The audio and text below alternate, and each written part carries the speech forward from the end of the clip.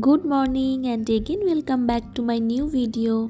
আজকে হলো স্যাটারডে আর আমি সকালবেলা চলে গেছিলাম বাজার করতে। এসে দেখলাম আমার একটা পার্সেল এসেছে, তো সেটা আমি আনবক্স করে দেখছিলাম। এখন বেশিরভাগ সময় শপিং করলেই বাড়ির জন্য বা কিচেনের জন্য এটা সেটা কেনা হয়। তো যাই হোক, মিশো থেকে আমি মাঝে মাঝেই ছোটোখাটো এরকম কিচেন টুলস কিনি, বেশ ভালোই আসে অ্যাফোর্ডেবল প্রাইসের মধ্যে। তারপরে আমি আর ক্লিপস নিইনি, একেবারে চলে এসেছি লাঞ্চ করতে। আজকে ছিল ভাত, শাক ভাজা, মাছের ডিম তরকারি আর হলো ফিশ কালিয়া। ভালো মতো খেয়ে আমি ঘুমিয়ে পড়েছিলাম। ঘুম থেকে যখন উঠলাম তখন দেখলাম বৃষ্টিটা একটু ধরেছে, নইলে কিন্তু সারা দিন বৃষ্টি হচ্ছিল। তো যাই হোক, বিকেলবেলা আর একটা পার্সেল এসেছিলো।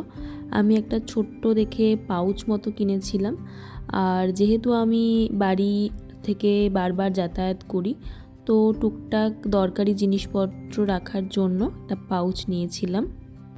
আর একটা বোথ সাইড টেপ অর্ডার করেছিলাম, এটা খুব কাজের জিনিস।